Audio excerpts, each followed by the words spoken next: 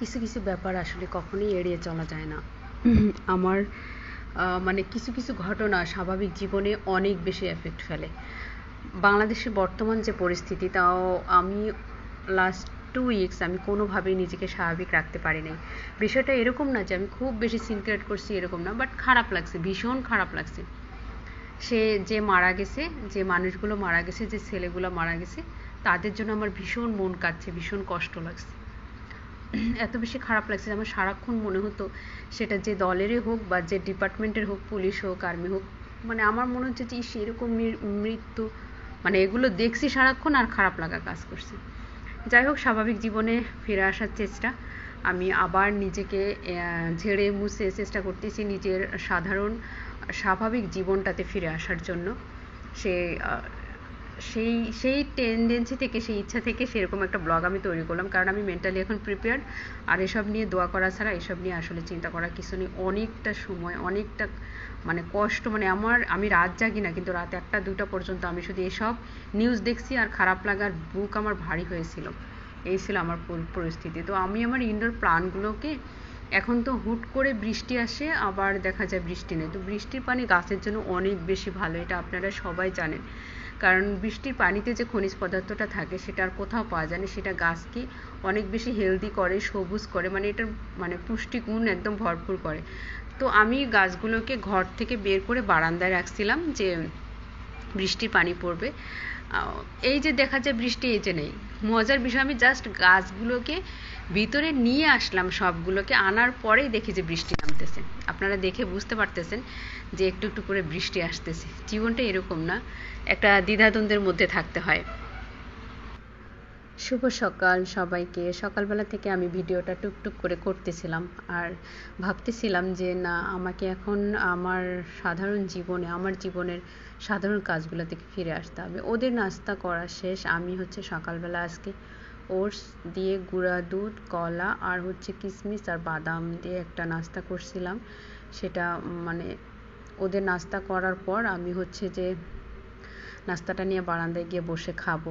মানে আমার কথা হচ্ছে যে যেখানেই একটু করে মাথার মধ্যে এই পোকা ঢুকছে, এগুলো নিয়ে খাওয়ার সময় একটু ভাবতেছি যে যাদের এই পরিস্থিতি, তাদের বাবা মার কী অবস্থা, কি না জানি ওরা কত কষ্ট পাচ্ছে, খারাপ লাগতেছে, সব কিছুতেই খারাপ লাগতেছে। খেতে বসে মনে হচ্ছে রাস্তায় যারা দৌড়াদৌড়ি করতেছে ওরা মনে হয় ক্ষুধার্ত। এই টাইপের মধ্যে আমার আসলে কয়েকটা দিন গেছে।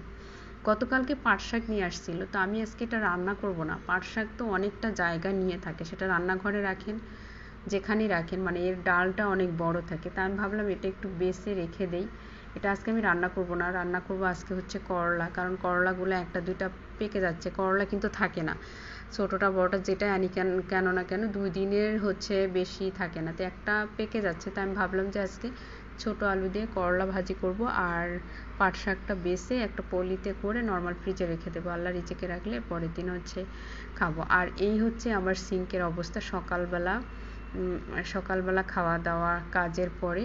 আমার যে পিতলের পাতিলটা, মনটা খারাপ, আলু ওখানে সেদ্ধ করতে দিছিলাম ভর্তা করার জন্য, তো এমনভাবে পুড়ে গেছে, আমার আর মনেই নেই যে চুলার মধ্যে আলু আছে। এমনভাবে পুড়ে গেছে, ওই দাগটা আর উঠাইতে পারতেছি না। লেবু দিয়ে ঘষলাম, লেবু দিয়ে ক্লিন করলে পিতলের হাঁড়ি পাতিল অনেক বেশি ঝকঝকে হয়, টক যে কোনো টক দিয়ে। তো ওটা এমনভাবে পুড়ছে একদম কালো হয়ে গেছে, মানে পুরা নিচটা কালো হয়ে গেছে। তো অনেক কষ্ট করে ভিতরের অনেকটা জায়গা আমি ক্লিন করে ফেলছি, কিন্তু কিছু কিছু জায়গা এত বিশ্রী ব্ল্যাক কালার হয়ে আছে, আমার উঠতেছে না। আর হাঁড়ি পাতিল এরকম সিনারি দেখলে ভালো লাগে না, কাজে মনে হয় ডিমোটিভেটেড হয়। আমি জানি না, আমার মানে মেন্টালি ফিজিক্যালি মানে প্রিপেয়ার হয়ে গেছে কিছু কিছু অভ্যাসে, সেটা এদিক সেদিক হলে না কেমন জানি লাগে যে পাতিলটা এরকম থাকতে হবে, না হলে আরে সমস্যা কোথায়, হলে হলো, কিন্তু কেমন জানি লাগে, একটু আমি মোটিভেশন পাই না। আজকে হচ্ছে রুই মাছ দিয়ে আলু রান্না করব, কারণ হচ্ছে তরকারি এখন যেটাই রান্না করি না কেন আমাকে বড় বড় একটু আলু দিতে হয়, কারণ আমার মেয়ে হচ্ছে আলু খায়, ও পছন্দ করে, ভাত খেতে চায় না, খাই না বলতে গেলে। 1টা 2টা আলু খাবে, ওটা খেয়ে খুব খুশি, কেন আমরা খেতে বসছি ওটা তুলে খাবে, এতটুকুই ওর খাওয়া। এমনিতেও আমি কম খাই, আমার 2টা বাচ্চা খুবই অল্প খায়, সেটা আপনারা চেহারা দেখেই বুঝতে পারেন। আর মশলা বাটাবুটি কিছুই নাই, তা আমি ভাবলাম একটু আদা রসুন বেটে, এখন আর ইচ্ছা করতেছে না যে আদা রসুন বেশি করে ব্লেন্ড করে রাখি, সেই সময়টা ইনভেস্ট করতে ইচ্ছা করতেছে না। তো অল্প একটু আমি বেটে নিচ্ছি শুধুমাত্র আজকে রুই মাছটা রান্না করার জন্য। রুই মাছ রান্না করব আলু দিয়ে, আর এদিকে করলা ছোট ছোট আলু দিয়ে আমি ভাজি করে নিছি। আর যদি আমার সব রান্না শেষে একটু সময় পাই, যে কারণ হচ্ছে এখন কয়টা বাজে, সেই টাইম অনুযায়ী যদি মনে হয় যে না আমি একটা ডাল রান্না করতে পারবো তাহলে করব, না হলে করব না।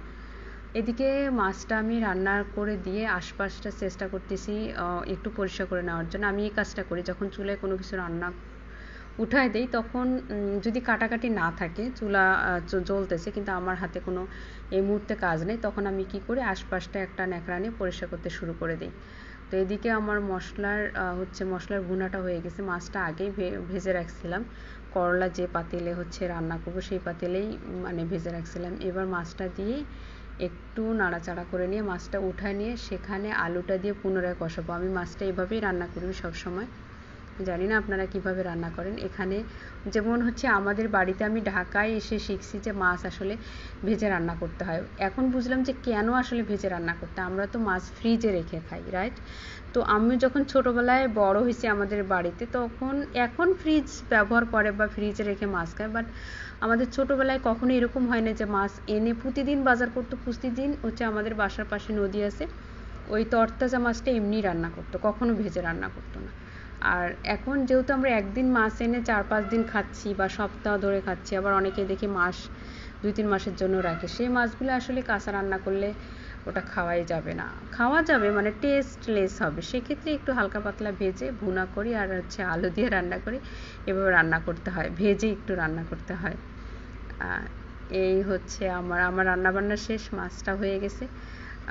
করলা ভাজিটা আমি বেড়ে রাখলাম, এখন এগুলো মুছে মাছের ইয়েটা অনেক গরম, তো ভাবলাম যে এটা একটু ক্লিন করে তারপরে মাছটা একটা বাটিতে ঢেলে পাতিলটা একদম ক্লিন করে তারপরে আমি বের হব। এই তো আপনারাও চেষ্টা করেন। বর্তমান পরিস্থিতি সবারই শারীরিক এবং মানসিক প্রভাব পড়তেছে, তারপরে আমাদের কিছুই করার নাই, উপরওয়ালার উপর দোয়া করা ছাড়া। সবাই ভালো থাকবেন, শুভকামনা, আল্লাহ হাফেজ।